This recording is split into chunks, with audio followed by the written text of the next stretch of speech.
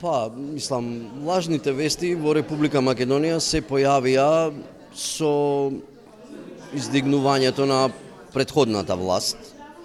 Тогаш добија на обем. Мислам, лажните вести ги имала од секогаш, ама никогаш толку многу, како што ги имаше на почетокот од оваа деценија, кога се соочивме со недемократскиот, како да кажам, идентитет на претходната власт.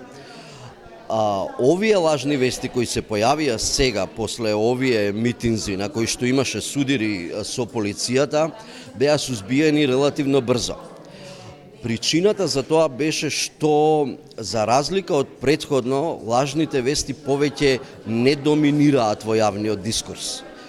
Значи, порано, кога ќе се појавеше лажна вест, таа стигнуваше до телевизиските дневници на најголемите телевизии, значи на ударните вести. Тоа повеќе не се случува.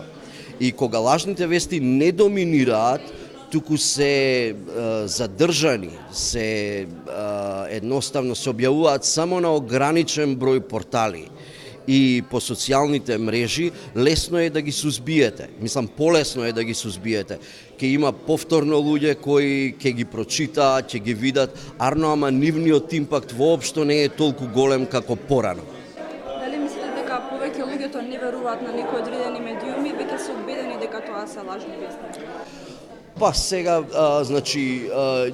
ние во Метаморфозис имаме истражувања кои ги направивме во 2016 и 2017 година и да, тие истражувања покажаа јасно дека на некои медиуми граѓаните не им веруваат.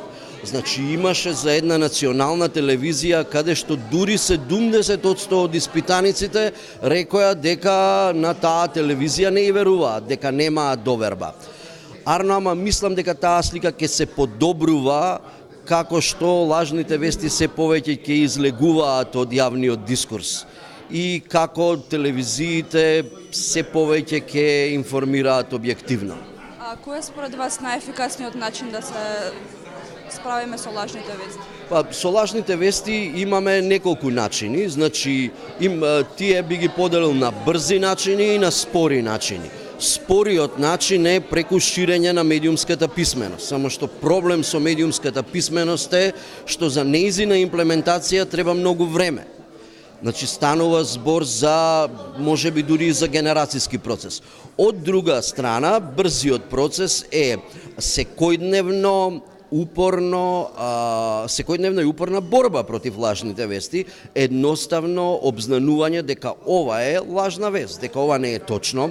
Потоа, јас како уредник на сервисот за проверка на факти во медиумите имав можност да видам дека еден таков специјализиран сервис е исто многу ефикасно средство, затоа што вие секојдневно, нон-стоп, стално само тоа правите. Значи, демаскирате лажни вести и ја навикнувате јавноста да знае дека има едно место каде што може да дојде и каде што може да провери што е вистина, што е невистина.